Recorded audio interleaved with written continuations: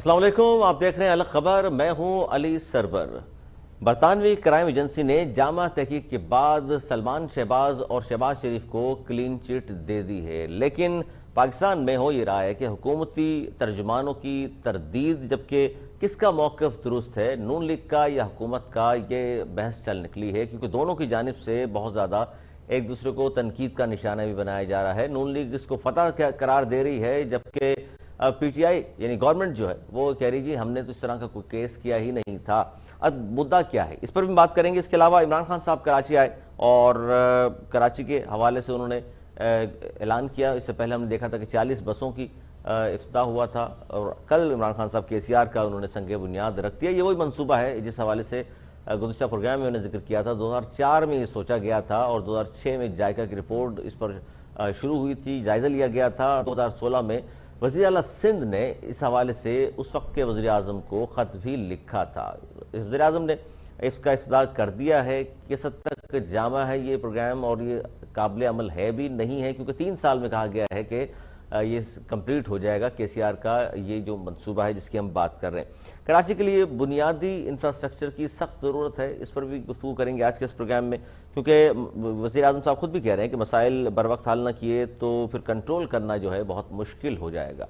लेकिन प्रोग्राम में पहले हम बात करेंगे ये जो आज बहुत बड़ी स्टोरी बनकर सामने आ गई है कि बरतानवी जो अदालतें हैं उन्होंने एक फ़ैसला दिया कि पाकिस्तान, बरतानिया और दुबई में हुई तहकीकात में शहबाज सलमान मनी लॉन्ड्रिंग में मुलव्विस नहीं, ये रिपोर्ट दे दी NCA ने।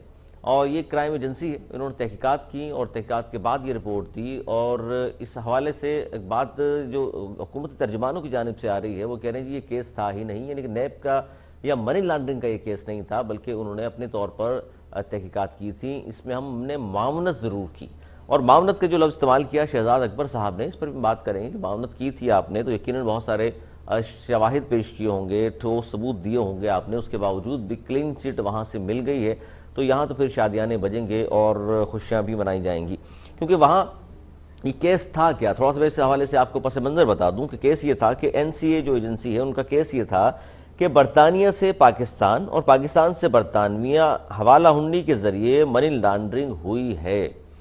ये वो केस था जिसके हवाले से एक बड़े निजी टेलीविज़न के रिपोर्टर ने भी वहाँ ब्यूरो चीफ वहाँ से रिपोर्ट भी किया, जिस पर ये खाई खबरें बनती रहीं, जिसके हवाले से आज हुकूमती तर्जुमानों ने कहा कि जनाब इस तरह की कोई भी बात नहीं है, बरियत नहीं हुई है इस केस में जिसके हवाले से आप लोग बात कर रहे हैं। क्योंकि पाकिस्तान ने इस पूरे मुकदमे में NCA के कहने पर उन्हें मामनत फराहम की है। ये शहजाद अकबर साहब का बयान है हमारे सामने।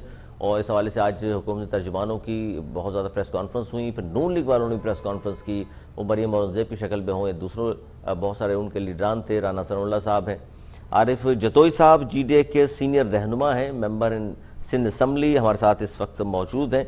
इसके अलावा भी जो मौजूद मेहमान हमारे साथ होंगे उन सबके सामने ये मसाइल रखेंगे। अस्सलाम वालेकुम आरिफ जतोई साहब। जी बिल्कुल, आपकी आवाज़ आ रही है। और आरिफ जतोई साहब बहुत शुक्रिया वक्त दिया आपने। सबसे पहले ये जो एक बात चल निकली है सिंध की जानिब, हम बाद में आते हैं कि वज़ीर आज़म साहब भी आए थे और आपकी भी एक झड़प हुई है सिंध असम्बली में, उस पर भी मैं बात हूँ। लेकिन पहले वज़ीर आज़म और आपके हवाले से बात बाद में करते हैं। लंदन से जो फैसला एक आया है उस पर बड़ी बहस हो रही है कि जी किसका मौक़िफ़ दुरुस्त है। आप क्या समझते हैं कि इस वक्त जो खुशियाँ मनाई जा रही हैं नून लीग की जानिब से वो दुरुस्त हैं, या हुकूमती तर्जुमान तरदीद कर रहे हैं इसकी कि बरियत हुई ही नहीं शहबाज शरीफ साहब की, सलमान शहबाज की? वो मैं समझता हूँ अपना खानदान का मसला है, वो उसके हवाले से मैं कुछ नहीं कर सकता। जाहिर है मेरे पास तो मैं आपको क्या क्या बता सकता हूँ। अच्छा नहीं, ये वैसे ये फैमिली का मामला है और ये मैं समझ रहा हूँ इंशाल्लाह जैसे हर फैमिली में हल्का फुल्का झगड़ा होता है, ये भी बैठ के ये मसला हल कर लेंगे। अभी तक अच्छा, क्योंकि इस पर मैं शामिल करूंगा नून लीग के सीनियर रहनुमा है, मेंबर है पंजाब असेंबली आसिफ बाजवा साहब। अस्सलाम वालेकुम आसिफ बाजवा साहब। वालेकुम अस्सलाम सर।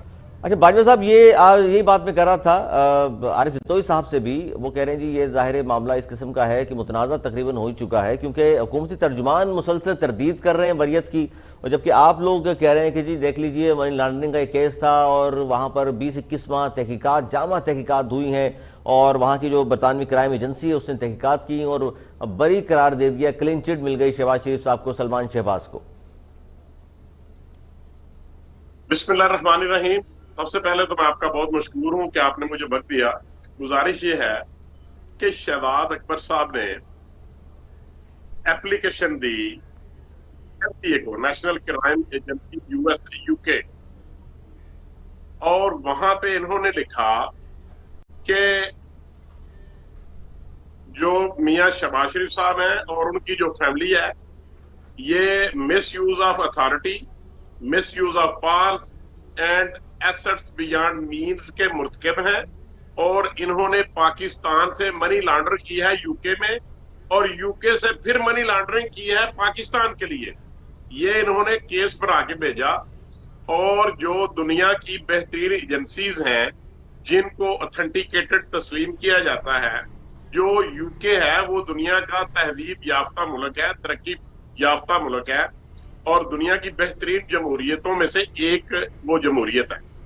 अब बात यह है कि जब ये ऑर्डर आ गया उन्होंने 21 माह तक इसको इन्वेस्टिगेट किया और ये बहुत ज्यादा सबूत पाकिस्तान से इमरान न्यावी साहब ने और शहबाज अकबर साहब ने और इनके दूसरे जो नॉन इलेक्टेड मुआवरीन खसूसी हैं सब ने एफर्ट करके वहां पे 21 माह तक ये वहां एविडेंस देते रहे।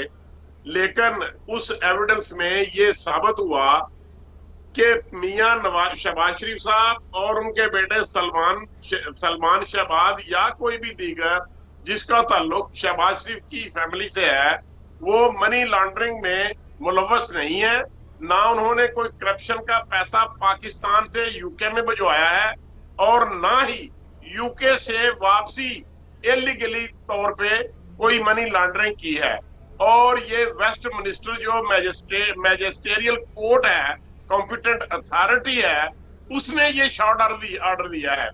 और मैं सदके जाऊं शहबाज अकबर साहब के कि इतने झूठ बोलते हैं कि झूठ भी शर्मिंदा हो जाता है। अच्छा इस पर ये अच्छा बाजवा साहब ठीक है, अच्छा बाजवा साहब ठीक है, साबित नहीं कर सकते। अच्छा मीडिया पे बैठ के ठीक है। अच्छा इसमें एक बात सर, बड़े जाती इनको सपोर्ट करते हैं। सुन ले इसमें मैं चाह रहा हूं कि इस पर जहां आपने अपना पूरा मौक़िफ़ ये बयान किया है, मैं चाहता हूं आरिफ जतोई साहब से ही पूछूं कि इस तरह के जो केसेस होते हैं आरिफ जतोई साहब क्या समझते हैं उनके पाकिस्तान की सियासत पे भी कोई असरात मुरतब होते हैं? अभी क्या अगर आप केस के हवाले से आप बात करेंगे उस हिसाब से आपको टेक्निकल वो फोरेंसिक एनालिसिस करना पड़ेगा। आप देखते हैं पूरे पाकिस्तान में हमेशा ये होता है जब तक आप सबूत नहीं दे सकते तो आप केस कैसे जीतेंगे? नहीं तो इसमें आरिफ जतोई साहब इसमें इस तरह के जो केसेस चले जी बाहर की अदालतों पे, तो क्योंकि आरिफ जतोई साहब बाहर की अदालतों पे हमें शायद ज्यादा एतमाद है, हम समझते हैं कि वहां ज्यादा शायद आज़ादी हासिल है अदलिया को और वहां से जो केसेस के फैसले आते हैं तो फिर बहुत ज्यादा खुशियां मनाई जाती हैं। तो फिर पाकिस्तानी की सियासत पे इस तरह के केसेस के जो फैसले आते हैं तो वाकई फिर असरात मुरतब होते हैं या नहीं होते? आप समझते हैं कि नहीं चूंकि बाहर की अदालत का ये फैसला है और वहीं पर जो कोई केस था पाकिस्तान की सियासत पे इसका असर नहीं होगा? जैसे आप केस आप पेश करेंगे उस हिसाब से आपको जवाब मिलेगा। और वहां दूसरे मुल्कों में ब्रिटानिया में जज साहिबान ये बकवास बर्दाश्त नहीं करते। आप आए क्यों? तो मैं समझता उनके पास कोई सबूत नहीं था, इसलिए ये जज साहब ने ये फैसला किया। सबूत नहीं था, ये बड़ी अच्छी बात आपने की और यही हम बात करेंगे। हमारे साथ जाहिर पीटीआई के रहनुमा मौजूद होंगे, उनसे हम बात करेंगे। अच्छा इसमें बाजवा साहब आपकी तरफ में वापस आऊंगा और ये जिस तरह आपने जाहिर है इस वक्त तो बड़ा खुशी का माहौल है और शादियाने भी सुने बजाए जा रहे हैं कि जी देख लीजिए पाकिस्तान तो क्या पाकिस्तान से बाहर भी बरी हो गए, गो के शहबाज शरीफ साहब मनी लॉन्ड्रिंग के केसों में बरतानिया में बरी हो गए लेकिन पाकिस्तान में मुसलसल केसेस चल रहे हैं, ये तो हकीकत है। अच्छा दूसरा मैं ये पूछना चाह रहा था आपसे कि सलमान शहबाज साहब और अली इमरान साहब लंदन में फिर क्यों बैठे हैं? सर बरियत भी हो गई, सब कुछ है, उनको तो आना चाहिए पाकिस्तान। देखिए मैं ये समझता हूं अली सरवर साहब, आप बड़े विजनरी आदमी हैं, आपकी बड़ी गहरी नजर होती है, और आप चूंकि बड़े जिम्मेदार साफी हैं, मैं ये समझता हूं कि क्या आप समझते हैं कि पाकिस्तान में नैब जैसा इदारा, जो नैब और न्यादी का गठजोड़ है, और जिसके चेयरमैन नैब को ये दोबारा नए सिरे से इनकी एनहांसमेंट करना चाह रहे हैं, उनकी नौकरी की, जो आइन और कानून और ज़ाब्ता के खिलाफ है, ये नैब न्यादी गठजोड़ है। यहाँ पे इन्वेस्टिगेशन नहीं होती, यहाँ पे इंतकाम है, यहाँ पे, और ये honourable supreme court of Pakistan का वर्डिक्ट भी आ चुका है आपके सामने। नहीं, लेकिन बाजवा साहब सुनिए, थोड़ा तवक्कुफ कीजिए, क्योंकि आप जो कह रहे हैं ना, ये बातें किसी हद तक अगर मान भी लें तो इस वक्त शहबाज शरीफ साहब पाकिस्तान में मौजूद हैं, मरियम नवाज साहिबा मौजूद हैं, हमजा शहबाज साहब यहाँ मौजूद हैं, और ये सब जमानतों पर हैं। इसका मतलब अदलिया शवाहिद देख रही है ना, केस इतने मजबूत नहीं है इसलिए जमानतें हो गई। तो ये लोग जो बाहर हैं, अली इमरान हो, वो सलमान शहबाज हो, इनको भी आकर केसेस अगर हैं तो फेस करना चाहिए। डर किस बात का है? सर मैं अर्ज करता हूँ, पाकिस्तान में अगर मुझे आप मौका दें तो देखो, पहले मैं बात कंप्लीट करता हूं कि ये सुप्रीम कोर्ट ऑफ पाकिस्तान का वर्डिक्ट आ चुका है कि नैब जो है ये सियासी इंजीनियरिंग कर रहा है, और ये कोई देखे, अगर कोई चीज पीटीआई की फेवर में होगी तो ये कहेंगे कि वो हम तो दूध के धुले हुए हैं, अगर हमारी लीडरशिप के फेवर में आएगी तो फिर ये कहेंगे ये शादियां न बजाते हैं।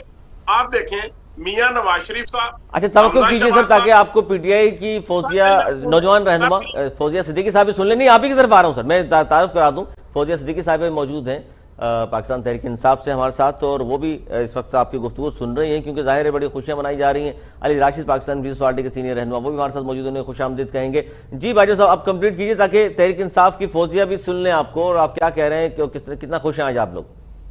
सर मैं अर्ज करता हूँ, मियां नवाज शरीफ साहब, मियां शहबाज शरीफ साहब, मरियम नवाज साहबा, हमजा शहबाज साहब, ख्वाजा साद रफीक, ख्वाजा सलमान रफीक, शाहिद खाकान अब्बासी, एहसन इकबाल, ख्वाजा मोहम्मद आसिफ, और दूसरे हमारे जो बेशुमार हमारी लीडरशिप है, कोई ऐसा लीडर नहीं है जो इंतकाम का निशाना नहीं बना।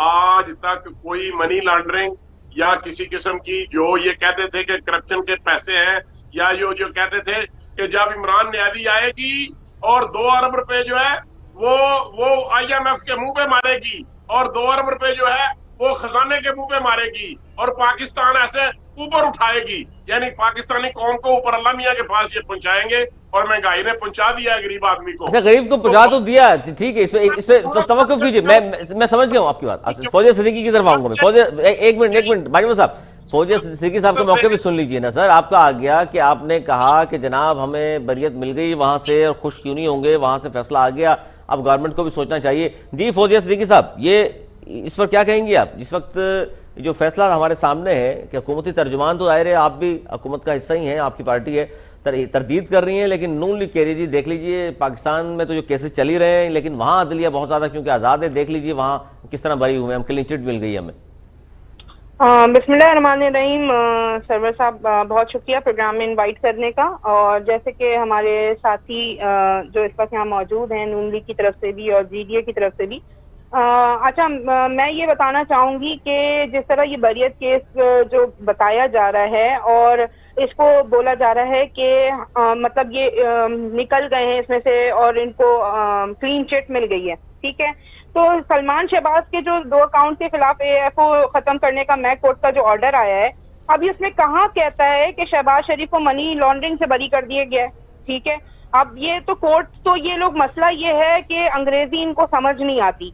आप ये देखिए कि चाहे वो पैनामा लीक्स में हो, चाहे वो और विकीलीक्स की जब वो आई थी चीजें, तब भी इनको चीजें समझ में नहीं आई थी। सुप्रीम कोर्ट ने जब उस वक्त भी ऑर्डर किए थे, इनको समझ में नहीं आई थी। पहले इन्होंने मिठाइयां खाई और उसके बाद फिर इनको शर्मिंदगी का सामना करना पड़ा। तो अभी आप ये कह रही हैं कि जी जो फैसला आया है सामने, बरियत नहीं हुई, इनको शर्मिंदगी होगी, जबकि बिल्कुल ये शर्मिंदगी होगी इनको। देखें सरवर, बात यह है कि नैब जो है ना वो आजाद है, ठीक है, आजाद इदारा है नैब पाकिस्तान अच्छा में। नहीं, आजाद तो ना कहें, इस तरह की बात तो ना करें। आजाद इदारा नैब कब रहा है? मुशर्रफ ने ये बनाया उस वक्त से लेके आज तक मुसलसल सवालात उठते रहे हैं, आपकी अपनी पार्टी तनकीद करती रही है नैब के हवाले से, तो आजाद इदारा किस तरह हो गया? लेकिन देखिए इस पे पाकिस्तान हुकूमत की जानिब से तो कोई इन्फ्लुएंस नहीं किया जा रहा है। आपके केसेस चल नहीं रहे, आजाद किस तरह है फौजिया? जितने भी केसेस हैं आपके जो वुज़रा हैं उनके केसेस ही नहीं चल रहे। कैसे नहीं चल रहे? देखें अभी आपके सामने बीआरटी ले ले, मालम जब्बा का केस है, कहाँ चल रहे हैं, कहाँ पर हो रहे हैं केसेस, कहाँ सुनवाई हो रही है? अभी मेरी तो बात सुन लेना, जो हमारे भाई कह रहे थे उसकी तो जवाब दे दूं जरा मैं।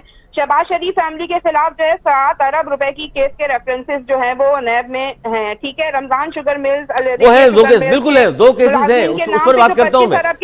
देखिए वो 2 मुकदमे हैं, मैं बता देता हूं थोड़ा सा आप चारों मौजूद मेहमानों के सामने। एक मुकदमा नैब के पास 7 अरब रुपए की मनी लॉन्ड्रिंग का है, दूसरा मुकदमा 25 अरब का है जो रमजान शुगर मिल के मुलाजमीन के नामों पर जो जाली बैंक अकाउंट्स का है, जो FI चला रही है। इन दोनों मुकदमात में से जाहिर NSC की जो तहकीकात से कोई भी लिंक नहीं है, ये 2 मुकदमात बिल्कुल अलग हैं। इस पर मैं आता हूं, फौजिया 1 मिनट दीजिएगा मुझे। अली राशिद साहब को भी शामिल करेंगे पाकिस्तान पीपल्स पार्टी से। अली राशिद साहब क्या कहेंगे, इस तरह के जो मुकदमात जब सामने आते हैं उनके फैसले आज जब सामने आए तो क्या उनका असर होता है पाकिस्तान की सियासत पर?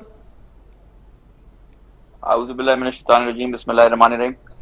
देखिए बिल्कुल असरात होते हैं, स्पेशली जब माजी में ऐसे जो केसेस होते हैं उनको लेके पॉइंट स्कोरिंग की जा रही होती है और फिर वाज़ेह तौर पे उसमें किसी को क्लीन चिट या क्लियरेंस मिल जाती है, तो जाहिर सी बात है वो एक पब्लिक ऐसे मसला यह है कि केस साबित होने से पहले या किसी पे जुर्म जब आप एक केस फाइल करते हैं, एक मीडिया ट्रायल स्टार्ट हो जाती है, तो एक पब्लिक सेंटिमेंट बिल्ड हो जाता है कि ये मुल्जिम नहीं मुजरिम है।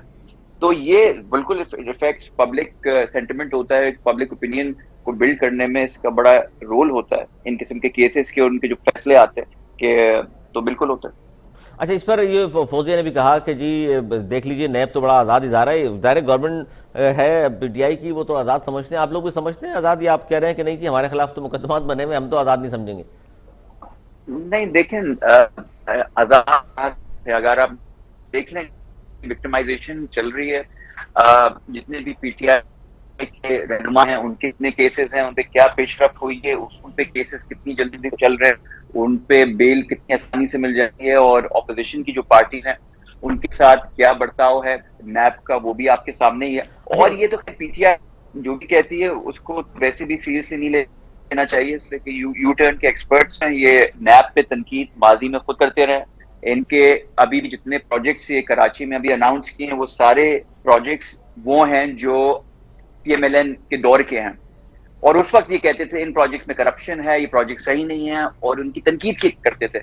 अब वो फीता काटने, उनका क्रेडिट लेने, और वो भी जैसे ये बसेस हो गई, ये 4 साल इनको लगे हैं कि ये प्रोजेक्ट्स को सिर्फ लाने को, ये इनकी बुनियाद 2016-17 में रख चुकी गई थी PMLN के दौर में, जो प्राइम मिनिस्टर नवाज शरीफ उस वक्त आके रख चुके थे। अच्छा, लेकिन आप नहीं समझते हैं कि देर आए दुरुस्त आए, चलें उसी प्रोजेक्ट को जो कौम की फलाह बहबूद के लिए है, बेहतर है कि चलें जी शुरू तो किया। देखिए देर आए दुरुस्त आए तो अच्छी बात है, अब आ गए, मतलब आज नहीं तो कल आना ही था, मगर ये भी देखने वाली बात है कि क्या कराची के अवाम को जानबूझ के नजरअंदाज किया जा रहा है। अच्छा, इस पर मैं आ रहा हूं। नहीं नजरअंदाज नहीं, मैं कह रहा हूं कि क्या जानबूझ के इसको 34 साल में वेट किया गया जानते बूझते हुए, क्योंकि इलेक्शन ईयर करीब है, और अब लेके आए और 4 साल अजियत दिए कराची के अवाम को, जो पहले साल भी आ सकता था। अच्छा, इलेक्शन जीतने के लिए इस तरह के प्रोजेक्ट आप कह रहे हैं दिए जाते हैं। अच्छा, इसमें आरिफ जितोई साहब, आप चूंकि आपकी GDA ज़ाहिर हिस्सा है गवर्नमेंट का, और ये जो गुफ्तगू हम कर रहे हैं यहाँ पर, तो क्या मुत्तफिक हैं इस बात से आप अली राशिद साहब की जो कर रहे हैं कि कराची को जानबूझ के जो है 4 साल नज़रअंदाज किया, और अब जाकर जब मालूम है कि इलेक्शन होने वाले हैं, 1.5 साल रह गया तकरीबन, तो अब जाकर इस तरह के इफ्ताह किए जाएंगे जो कि नून लीग के प्रोजेक्ट्स हैं सारे? ये सबसे पहली बात मुझे थोड़ा सा दिल से दुख से ये कहना पड़ता है कि हमेशा सियासतदान हूँ, लेकिन सियासतदान को हमेशा हर चीज का क्रेडिट लेने का शौक होता है। फलाना काम करते सियासतदान करते हैं, वो कहने मैंने हर चीज किया। यार, हम पाकिस्तानी हैं, हम सिंधी हैं, हमारा काम है कराची में बेहतरी लाना, सिंध के अंदर बेहतरी लाना। कौन लाए, कैसे लाए, वो अवाम से कोई ताल्लुक नहीं है, अवाम को काम चाहिए। आवाम को काम चाहिए जी, काम होना चाहिए। चलें जी, ठीक है इस बात पर। लेकिन ये फौजी ये मनसूबा जो ज़ाहिर है केसीआर का जो इफ्तिताह किया, ये मैंने इंट्रो में भी कहा, अगर आपने सुना, 2004 में सोचा गया था, 2006 में जायका को कहा गया इस पर रिपोर्ट का, और फिर ये इल्तवा का शिकार हुआ 2016 में। वज़ीर आला सिंध थे उस वक्त भी मुराद अली शाह साहब, उन्होंने उस वक्त के वज़ीर आज़म को ख़त भी इस हवाले से लिखा था। तो ये मंसूबा तो पुराना है जिस पर तख्ती लगाई गई है, इसलिए लोग तनकीद कर रहे हैं। और दूसरा, इसको मुकम्मल होता ये नजर इसलिए भी नहीं आ रहा कि आपके गारमेंट के तकरीबन को 1.5 साल रह गया है और मंसूबा ये 3 साल में कंप्लीट होने का कहा गया है। क्या कहेंगे इस पर आप? जी सरवर, बात सारी ये है कि जो मेरे पीपल्स पार्टी के भाई भी यहाँ मौजूद हैं जिन्होंने अभी ये बात बोली कि हमारी उस पे या नून लीग के प्रोजेक्ट पे तख्तियां लगा दी गई। मुझे ये बताएं कि सिंध का जो हुकूमत है, जो अभी हम करंट की बात कर लेते हैं, वैसे तो इनके अदवार बहुत सारे हैं और जिन्होंने बड़ी सिंध के ऊपर हुकूमत की है, पाकिस्तान पे हुकूमत की है। बात यह है कि इनको ये नहीं समझ में आ रहा कि अगर इन्होंने इतनी उसके ऊपर करप्शन की, इन्होंने खुद 2016 में मंसूबे शुरू किए, ठीक है, 22, 24, 25 अरब के मंसूबों को 42 अरब तक पहुंचा दिया गया। तो अब ये बताएं कि अगर ये मंसूबे वफाकी गवर्नमेंट नहीं करेगी तो ये कैसे सिस्टम चलेगा? कराची को तो, कराची एक मेगा सिटी है, पूरी दुनिया के 7 बड़े मुल्कों में सबसे बड़ा मेगा सिटी है ये, और इसका हाल इन्होंने ये कर दिया है कि इसके ऊपर कोई इंफ्रास्ट्रक्चर पे आज तक कभी कोई काम नहीं हुआ। आपको पता होगा गुज़िश्ता हालात में आप देखें कि इन्होंने 1000 बसेस का भी ऐलान किया था ट्रांसपोर्ट चलाने के लिए। इनकी तो 12 ऐलान किए हैं, 12 ऐलान किए 13-14 साल में, बिल्कुल ऐलान तो होते रहे। सर्वर सुने, इनकी प्राइवेट, ये जो कहते हैं ना, प्राइवेट और गवर्नमेंट कोलिशन के साथ ट्रांसपोर्ट सिस्टम ये करेंगे। इन्होंने 2016 में भी 17 में भी ये कोशिश की, ठीक है, डाइवो के साथ इनका पैचअप हुआ, लेकिन वो एक बस भी, मुझे बताएं वो कौन सी बस आई? उस वक्त 10 बसेस का इन्होंने किया था कि चले 10 बसेस चला देंगे, वो 10 बसें भी नहीं आई। एक एम्बुलेंस इन्होंने कराची को नहीं दी। मुझे ये बताएं इन्होंने सड़कों का क्या हाल किया? कोई एक मुझे बताएं। इंफ्रास्ट्रक्चर नहीं है जी, बिल्कुल बिल्कुल, ये बात तो दुरुस्त है। अभी तरक्याती फंड से जो हमें जो तरक्याती पाकिस्तान तहरीक इंसाफ के MNAs को जो तरक्याती फंड मिले, उससे हम कोशिश कर रहे हैं कि जो बदहाली है, जो गली मोहल्लों की, जो इनके पास बल्दियाती निजाम रहा, ये भी बड़ा सवाल है फौजिया वैसे कि ये जो फंड दिए हैं इमरान खान साहब ने, हालांकि इसकी पहले मुखालफत करते रहे हैं वो कि ये सियासी रिश्वत होती है जो खान साहब ने अपने अब MNAs को जारी किया है। अच्छा, छोटा सा ब्रेक ले लूँ, ब्रेक के बाद यहीं से आगाज करेंगे और आसिफ बाजवा साहब से भी इन चीज़ों के बारे में पूछेंगे कि मियाँ साहब के दौर के जो मंसूबे हैं, और मरीम नवाज का बयान भी सामने रखेंगे जिस पर उन्होंने कहा कि बरतानिया ने ऐसा फैसला आया है बरतानिया से कि हुकूमत की तर्जुमानों की ज़ुबानें बंद हो गई हैं। हालांकि आज तो बड़ी प्रेस कॉन्फ्रेंसें हुई हैं और आरिफ बितोई साहब ये पूछेंगे वो किस हद तक मुत्तफिक है अब तक की हुकूमती वफाकी हुकूमत की कारकर्दगी से, और सिंध पर तो ज़ाहिर तनकीद उन्होंने सिंध असम्बली में भी की है। इस पर बात करेंगे इस ब्रेक के बाद, कहीं में जाइएगा, देखते रहिए अलग खबर।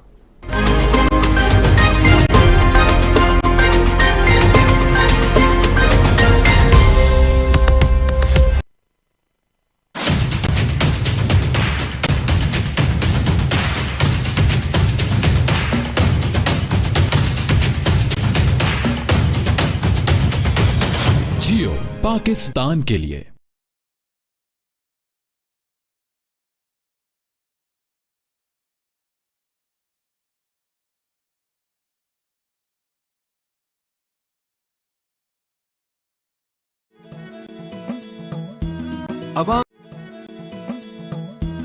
अवाम की हुकूमत, अवाम की खिदमत, किसी साइड इफेक्ट और सर्जरी के बगैर जदीद तरीन साइबर नाइफ रेडियो सर्जरी के जरिए कैंसर का मुकम्मल इलाज।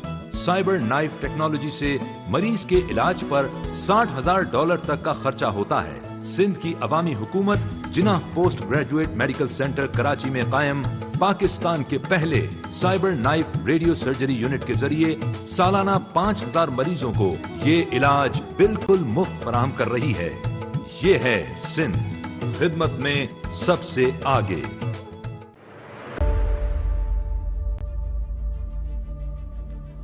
ना पाबंदी हो, ना कोई हद हो तो बस खुद बनाई सरहद हो। ये मुहिम है पर्दों में छुपे हर सच की तलाश की, सियासत पर रखी पहली नजर और हक की, खबरों की दुनिया में एक जिम्मेदार आवाज की,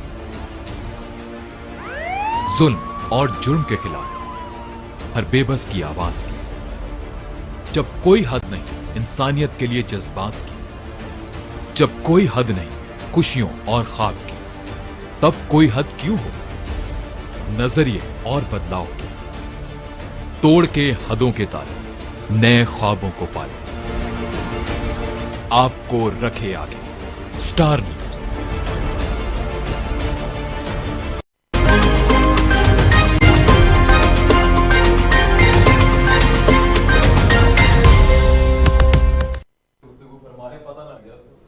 प्रोग्राम में एक बार फिर खुश आमदीद। हम बात कर रहे हैं जनाब, इस वक्त आरिफ जतोई साहब हमारे साथ मौजूद हैं, आसिफ बाजवा साहब, अली राशिद, फौजिया सिद्दीकी। और बात जी दो ही बहुत अहम खबरें हैं पाकिस्तान में इस वक्त। आज तो एक जो सबसे बड़ी खबर थी वो नून लीग के हवाले से बरियत का जो फैसला आया उस पर आज सारा दिन प्रेस कॉन्फ्रेंसें होती रही हैं।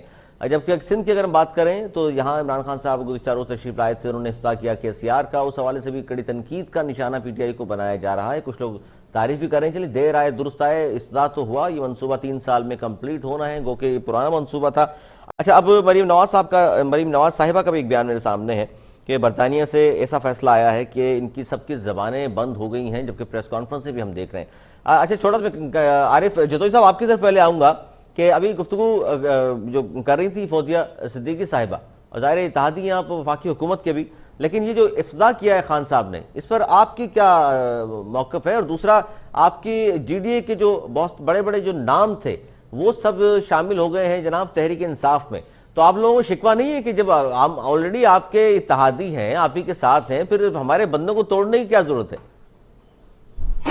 सबसे पहली बात यह है कि आप देखिए, ये जो कराची जैसे हमको बताया गया है कि मेगा सिटी है, 7 या 8 नंबर है पूरी दुनिया में। मेगा सिटी के लिए मेगा प्रोजेक्ट नहीं है। अगर हम थोड़ा माजी में जाएं, ये मिल मेरे वालिद साहब गुलाम, ये जो है पोर्ट कासिम, ये गुलाम मुस्तफा जतोई ने वो अलॉट किया था जमीन। ये जो पैसा से पहला जो ब्रिज बना था दादू जैसे मोरो तक, ये गुलाम मुस्तफा जतोई ने शुरुआत की थी, लेकिन इन्होंने टाइम लगता है। 1 साल में ब्रिज नहीं बनता, 1 साल में स्टील मिल नहीं बनता, इसमें टाइम लगता है। जैसे आप पोर्ट कासिम आप आगे सॉरी ग्वादर आप देख लें, कितने साल हो गए, कितने 6 साल हो गया अभी तक बन रहा है। इसका मतलब है आरिफ जतोई साहब आप मिला रहे हैं गवादर को कराची से, इसका मतलब जो बलूचिस्तान में सिचुएशन है, बलूचिस्तान को जिस तरह नजरअंदाज किया गया है वही सिचुएशन कराची के साथ भी है, इसको भी जानबूझकर नजरअंदाज किया गया है।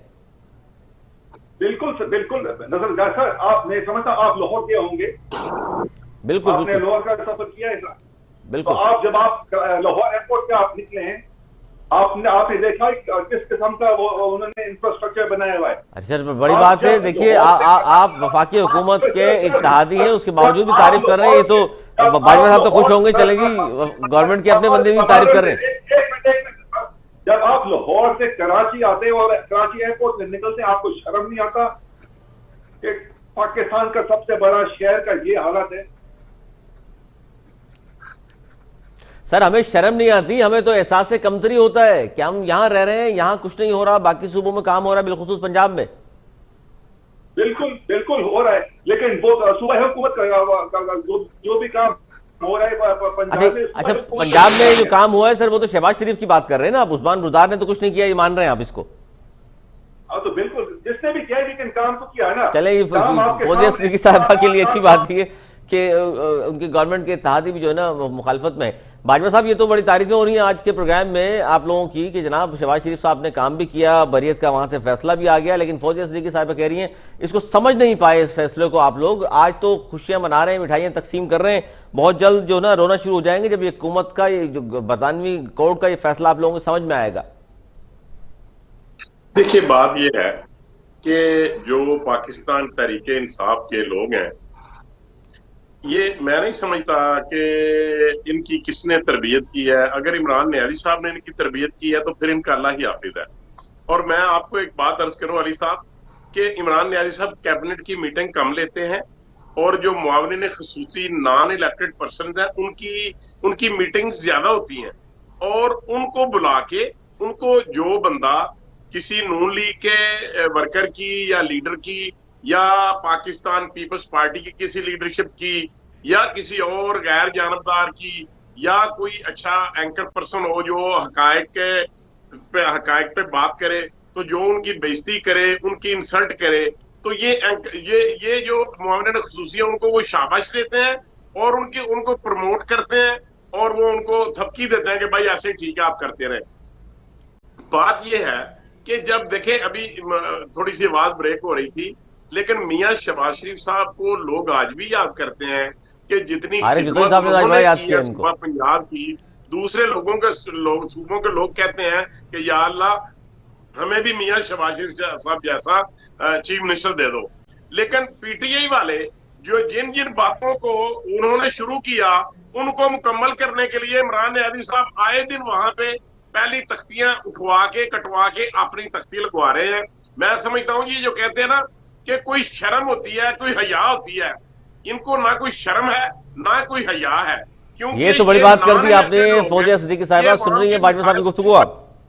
सरवर बात सुने, बात ये है कि जब आप पूरे पंजाब का फंड एक जगह पे लगा देंगे, पूरे पंजाब को नजरअंदाज कर देंगे, जनूबी पंजाब का आप हाल देख लें जाके कि क्या वहां पे हाल है, ठीक है। अगर आप अंदरूने, जिस तरह हमारे अंदरूने सिंध के मामला आते हैं, इसी तरह वहां अंदरूने पंजाब के अंदर आप देखें जाके, ना वहां कोई सीवरेज का सिस्टम है, ना वहां पे आपने सारा फंड उठा के अगर आपने लाहौर पे लगा दिया और ये भी हकीकत है। वैसे बाजवा साहब ये जो बात कर रही है, नहीं मेरी बात सुने ना, पेरिस बना दिया। आप मुझे ये बताएं कि अभी कुछ दिनों पहले जो ये बारिश हुई उसके ऊपर आपने हाल देखा था लाहौर का क्या हुआ था, ठीक है। आप ये बात नहीं अरे लेकिन इस वक्त तो बुज़दार साहब है ना, अगर आज बारिश होती है लाहौर डूब जाता है या इस्लामाबाद डूब जाता है। मेरी बात सुने ना सरवर, पहले बात तो पूरी सुन लेना मेरे भाई। क्या हाल है लोगों की कुर्ते खरीद जो है वो खत्म हो चुकी है। गरीब जो है वो खुदकशियों पे मजबूर है। लोग जिसकी 15-20 हजार रुपए सैलरी है वो कैसे गुजारा कर सकते हैं। बिजली कितनी महंगी है, आटा कितना महंगा है, जो गैस है वो अवेलेबल नहीं है, बिजली अवेलेबल नहीं है, तमाम की रोजमर्रा की अशिया की चीजें,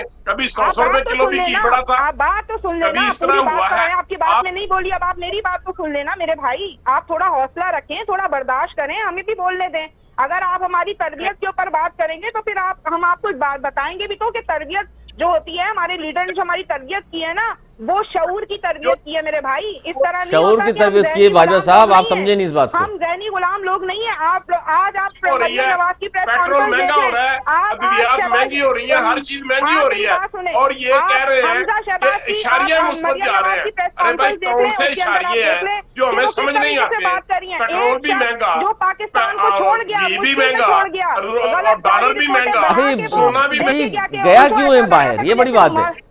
सुन लेना पूरी बात। तो वो उन्होंने जो है मरियम नवाज आज वो कहती है बड़े फखर से कि पाकिस्तान मुस्लिम लीग का जो लीडर है वो सिर्फ मियां नवाज शरीफ साहब है। क्यों अगर शहबाज शरीफ साहब पार्टी के सदर हैं तो आप लोग उनको इतनी तो इज्जत दें, इतनी तो आप तरबियत की बात करें। सबसे पहले अपनी पॉलिटिकल तरबियत तो करें कि जो आपका पार्टी का सदर होता है या जो भी आपके पार्टी का चेयरमैन होता है तो उसकी आप इज्जत करते हैं। अच्छा, आप समझती हैं कि वो इज्जत नहीं कर रहे मियां, वो तो मियां साहब को तो कायद बनाया हुआ ना फौजिया पे आ गए ना, आप जातियात पे नहीं आए। आप जब आपसे सवाल किया जाता है तो आप उसी पे रहा करें। ये थोड़ी होता है कि आपने कहीं का कुंभा कहीं का जोड़ा, मतलब वो जो एक मिसाल है, कहीं का ईंट कहीं का रोड़ा, वो आप जोड़ देते हैं, इस तरह नहीं होता। हम पॉलिटिकल लोग हैं, हमें उसी पे बात करनी है जो हमारे एंकर्स हमसे सवाल करते हैं, जो आवाम हमें सुनना चाहती है। प्लीज उस पर रहिए। कब तक दींगा मुश्ती होगी? कल सरवर मैं आपको बताऊं, देखें कल आपने इमरान खान साहब, वजीर आजम इमरान खान साहब की आपने बॉडी लैंग्वेज भी देखी होगी। जब उन्होंने तकरीर की, उन्होंने कहा मैं सिंध की बात से आ जाती हूँ, उन्होंने कितने अच्छे अंदाज में सिंध को ये कहा कि हमें मिलकर चलने की उन्होंने बात की। बहुत सी बात है, बहुत सी बात है, मिलकर चलने की बात की। कोई भी सूबाई हुकूमत वफाक के बगैर काम नहीं करती। तो अपोजिशन के साथ भी, अपोजिशन से बात भी करें ना फौजिया। ना आप इलेक्ट्रॉनिक वोटिंग मशीन पे बात करना चाहते हैं, ना किसी इस्लाहात पे बात करना चाह रहे हैं। इलेक्ट्रॉनिक वोटिंग मशीन के ऊपर तो जब ये चीज आई तो ये इलेक्शन कमीशन के एतराजात के ऊपर ही हमने सारी चीजें तैयार की। 3 महीने से ये बात चल रही थी। नहीं, इस पे तो एतराजात आ गए ना कि जी 6-7 लाख मशीनें आएंगी, फिर लोगों की तरबियत होगी, इतना पैसा कहाँ से आएगा? चेक नहीं कर रहा अपोजिशन ने। कोई एक मुझे बताएं, अपोजिशन ने किसी एक बंदे ने भी जाके ये मशीन को सर्वे किया हो? कोई एक शख्स मुझे बता दें आप, कोई मीडिया रिपोर्ट मुझे लाके दिखा दें आप कि किसी एक ने, बस बैठे बैठे बाहर प्रोपेगेंडा करना है, उसका रीजन सिर्फ एक है। अच्छा, ये जो बाजवा साहब फरमा रहे थे कि आप जो अवामी मसाइल हैं उनकी तरफ तो बिल्कुल तवज्जो है ही नहीं है आपकी, आप सिर्फ और सिर्फ नैब के जरिए मुकदमात बनवा रहे हैं और लोगों को परेशान कर रहे हैं। नहीं जी, ऐसा कोई बात नहीं है। इनके ये जो बता दूं मैं आपको, ये मुकदमात जो है ना, जिनकी ये बातें करते हैं, ये आपस में इनकी मुकमुका की सियासत से मुकदमात इन पे बने थे। पीपल्स पार्टी ने नून लीग पे करे थे, नून लीग ने पीपल्स पार्टी पे करे थे, हमारी तरफ से ये मुकदमात। अच्छा चले, एक सवाल था फौजी, एक सवाल था, अच्छा फौजी साहब एक सवाल था जो मैंने आरिफ जदोई साहब से पूछा, उन्होंने तो जाहिर है टाल दिया, लेकिन मैं दोबारा उनसे पूछूंगा कि ये जो जीडीए के इतने बड़े बड़े नाम थे उन सब वो सब शामिल कर लिए पीटीआई ने, तो जनाब जीडीए वैसे ही आपके हिस्सेदार है, हुकूमत का इत्तेहादी है, वहीं रहने देते। गौस अली शाह साहब और इस तरह के बड़े बड़े नाम थे, मुजफ्फर अली शाह साहब, ये सारे जदोई साहब के इलाके के लोग हैं, सारे आप लोगों ने अपनी पार्टी में रख लिए। इससे पहले अरबाब गुलाम रहीम को ले गए वहां से। हाँ, तो ये तो हमारी कामियाबी है ना। अच्छा, अपने इत्तेहादियों को तोड़ना, उनको कमजोर करना। नहीं, हम ये तोड़ नहीं रहे। देखिए मेरी बात सुने, अगर आप किसी सूबे के स्टेट, वो आपके सब साथ हैं तो क्यों जरूरत फील होती है आपको? हैं अपने अपने इलाकों में, अपनी अपनी जगहों पे, ये बहुत बड़ी स्ट्रेंथ रखते हैं, इनकी हाँ और ना में फैसले होते हैं। वो भी चाहते हैं कि अब उन्होंने बहुत जो है वो इन झूठे लोगों पे भरोसा कर लिया, इन झूठे लोगों। अरे वो जीडीए में थे, इसका जीडीए वाले झूठे लोग हैं। कौन? जीडीए वाले झूठे लोग हैं जहाँ पहले मौजूद थे। नहीं, ये पीपल्स पार्टी के साथ जो नहीं, ये तो जीडीए में थे ना, ये सारे लोग। तो क्या कह रहे हैं? अरबाब गुलाम रहीम भी जीडीए में थे, इस तरह मुजफ्फर अली शाह साहब हो गए, गौस अली शाह साहब सीनियर रहनुमा, नून लीग के रहनुमा शामिल हुए हैं। पीपल्स पार्टी, देखें फिल्म में किसकी गवर्नमेंट है, जिसकी गवर्नमेंट होती है आप उसी से एक्सपेक्ट करते हैं ना कि ये हम काम कर सकते हैं, उनकी क्योंकि मेजॉरिटी है। आता हूँ बाजवा साहब आपकी तरफ भी आता हूँ। आरिफ इस पे थोड़ा सा रिप्लाई कर दीजिए, आपने खामोशी इख्तियार की इस पे जानबूझ के। बिल्कुल मैं खामोश नहीं हूँ, मैंने इसी कह रहा हूँ। देखिए हर सियासतदान आजाद होता है सर, आजाद होता है हर सियासतदान, या सर हर सियासतदान आजाद होता है या आपकी किसी सर पार्टी का पाबंद होता है? सर सियासतदान आजाद होता है या पार्टी के डिसिप्लिन का पाबंद होता है? आप मेरे पास सुने तो सही ना। जब जुल्फिकार अली भुट्टो जब अपने सियासत में आए थे, उनका शुरुआत हुआ था कन्वेंशन मुस्लिम लीग में, उसके बाद उन्होंने बनाया था पीपल्स पार्टी। उस हिसाब से कई सियासतदान हैं जो पहले एक पार्टी में शुरू हुए थे और उसके बाद आए थे दूसरे पार्टी में चले गए। ये हर सियासतदान का हक है सर, अपने हक नहीं है। जिस पार्टी में जा रहे हैं उसके तो ऑलरेडी इत्तेहादी हैं आप लोग। लेकिन उस हिसाब से ये जो लोग छोड़ गए हैं वो इलेक्टेड मेंबर नहीं है, नंबर 1।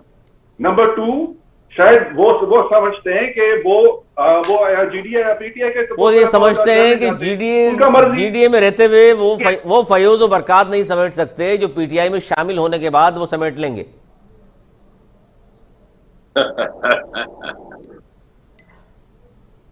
अच्छा ऐसा नहीं है, चल गया। अच्छा बाजवा साहब, आपने गुफ्तगू सुन रहे हैं आप भी सर कि आपके जाहिर है बड़ा सीनियर रहनुमा गौस अली शाह साहब साबिक वज़ीर आला भी रहे सिंध के, और मियाँ साहब से नाराज हुए, उसके बाद वो भी छोड़कर जाहिर है बिल्कुल अलग हो गए थे। अब उन्होंने पीटीआई ज्वाइन कर ली है और सिंध में जाहिर है हमने ये देखा हमेशा कि बैकफुट पर रहे आप लोग, कभी भी बहुत ज़्यादा तवज्जो आप लोगों ने भी नहीं दी जिस तरह अब, लेकिन खान साहब तवज्जो दे रहे हैं इस पर, बार बार आ भी रहे हैं वो, और मुख्तलिफ बड़े बड़े जो नाम हैं वो शामिल भी हो रहे हैं।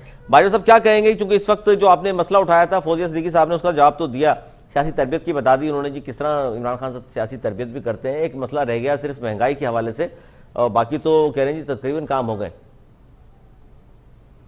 देखिए बात यह है कि आपने कह दिया कि तकरीबन काम हो गए, 50 लाख घर भी बन गए हैं जो नजर नहीं आ रहे। ये फौजिया साहब सुनते जाइएगा ये कौन कौन सी बातें कर रहे हैं यहाँ पर। सर बात सुन लेना आप, 1 करोड़ नौकरियां भी दे दी हैं वो जो हमें नजर नहीं आ रही।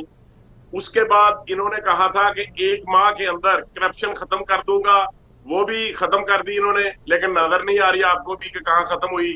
फिर उन्होंने कहा था कि पाकिस्तान का जो ग्रीन पासपोर्ट है उसकी इज्जत कर दूंगा, वो भी आपने देख लिया कि अभी शहरयार अफरीदी साहब गए थे यूएसए में और उनकी वो इज्जत जो अफजाई उन्होंने की। सर नहीं ये बात न करें बाजवा साहब, ये तो फिर शाहिद खाकान अब्बासी गए थे, उनकी भी इसी तरह तलाशी हुई थी सर। ये तो अमेरिका वाले जिस तरह करते हैं पाकिस्तानियों के साथ, ये तो हम सबके सामने किया। ये दावे इन्होंने किए थे। ये कहते थे कि जो किसी से भीख मांगेगा, क्या मैं तो खुदकशी कर लूंगा कि अगर मैं किसी दोस्त मुल्क से फंड्स मांगूंगा। ये देखे खुदकशी इन्होंने कर ली, हमें नजर नहीं आई। फिर इन्होंने कहा कि जब ये डॉलर 1 रुपया महंगा होता है तो समझो प्राइम मिनिस्टर करप्ट होता है, आपने देख लिया। फिर ये कहते थे कि जब चीनी महंगी होती है या आटा महंगा होता है तो ये माफिया जब करप्शन बढ़ती है तो वज़ीर आज़म चोर होता है। इस पर अली राशिद साहब तो काफी देर के बाद अली राशिद साहब से दोबारा रब्ता हुआ है। अली राशिद साहब क्या कहेंगे? ये जो बात कर रहे हैं बाजवा साहब बिल्कुल दुरुस्त फरमा रहे हैं कि खान साहब ये तमाम बातें तो करते रहे हैं कि जी 50 लाख घर, 1 करोड़ नौकरियां, 1 माह में करप्शन खत्म हो जाएगी, और अगर डॉलर महंगा होता है तो पाकिस्तान पर इतना इजाफा हो जाता है, इसका मतलब वज़ीर आज़म चोर है, महंगाई होती है। जी जी अली राशिद, जी अली राशिद साहब। हेलो जी अली राशिद साहब, आवाज आ रही है आपकी?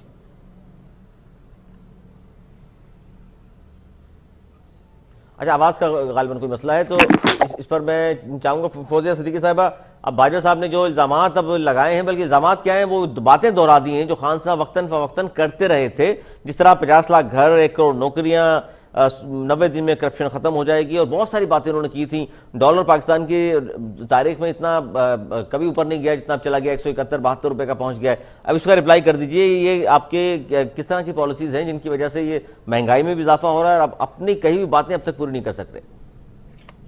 देखें सरवर, जो हमारे भाई ने बोला ना अभी के इमरान खान साहब के ये दावे थे और जो भी उन्होंने उसको इलाबरेट किया।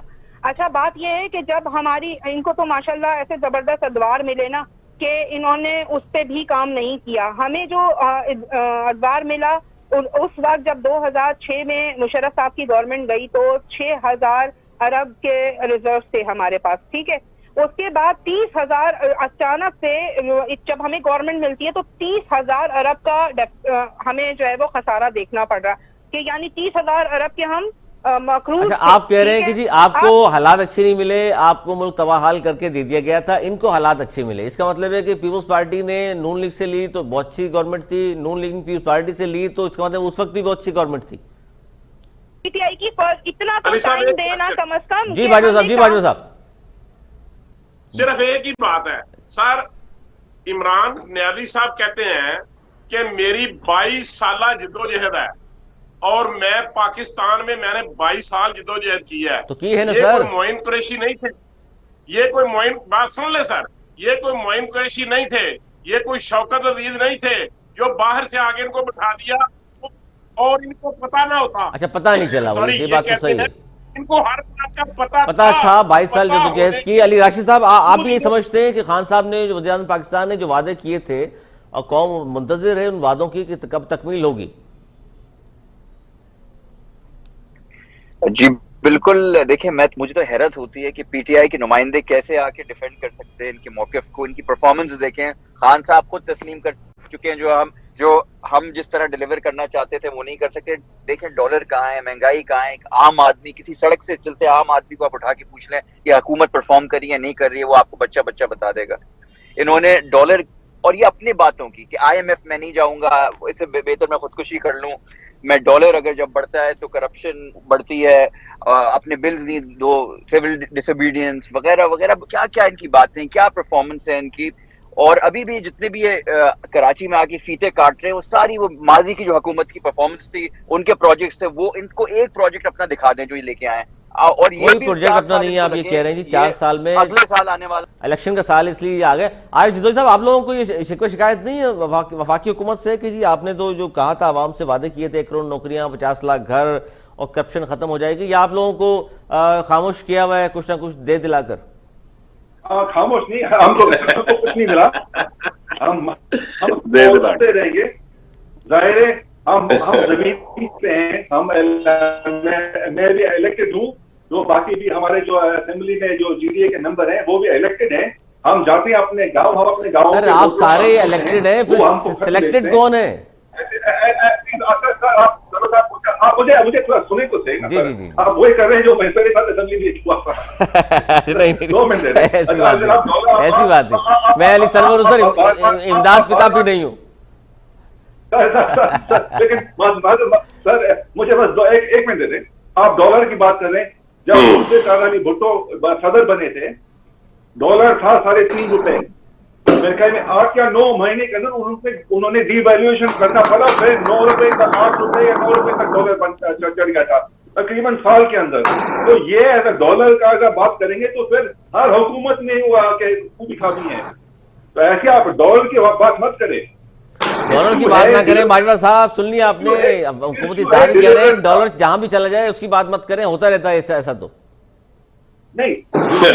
देखिए बात ये है, जैसे कोई मुल्क है, अगर मैं कोई ऐसी गलत बात नहीं करता, और बात यह है कि जब आप अपने दावे करते थे, जब आप कंटेनर पे बैठ के झूठ बोलते थे, और आज आपके जो अफलातून और अस्तू थे आपके असद उमर टाइप के, और जो नाकाम हो चुके, देखें आज पाकिस्तान आइसोलेशन में है।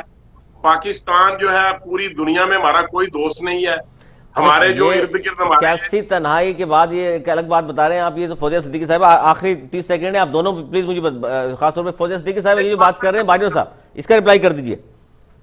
किस बात का? एक सियासी तन्हाई का शिकार हो गया पाकिस्तान। नहीं नहीं नहीं नहीं नहीं, अच्छा बात यह है कि अगर हम सियासी तन्हाई का शिकार हो गए ना तो दुनिया में तन्हा हो गए, कोई साथ नहीं पाकिस्तान के, कह रहे हैं बाजवा साहब। आपका दोस्त चीन आपके साथ खड़ा है, ठीक है, बाजवा साहब सुनते जाए आप कौन कौन साथ है, सुन लें। आपका उज्बेकिस्तान, आपके कितने सारे ममालिक से लोग जो हैं अभी कुछ दिनों पहले आपके पाकिस्तान आए हैं, आपसे आपके वजीर खारजा से मुलाकातें आपकी हुई हैं।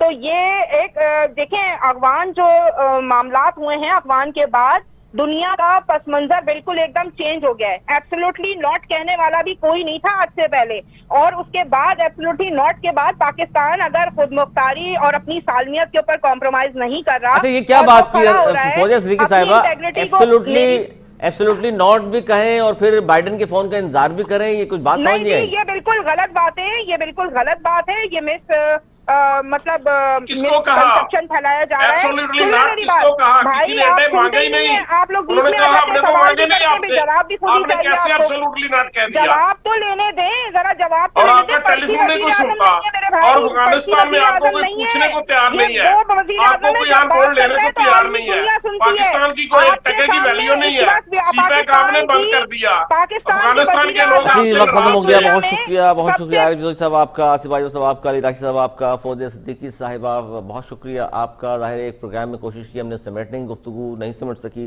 फिर किसी प्रोग्राम में इस टॉपिक पर दोबारा बात करेंगे। आज तक के लिए इतना ही, अगले प्रोग्राम तक के लिए अली सरवर और मेरी टीम को दी इजाजत। मौलाना निगहबान।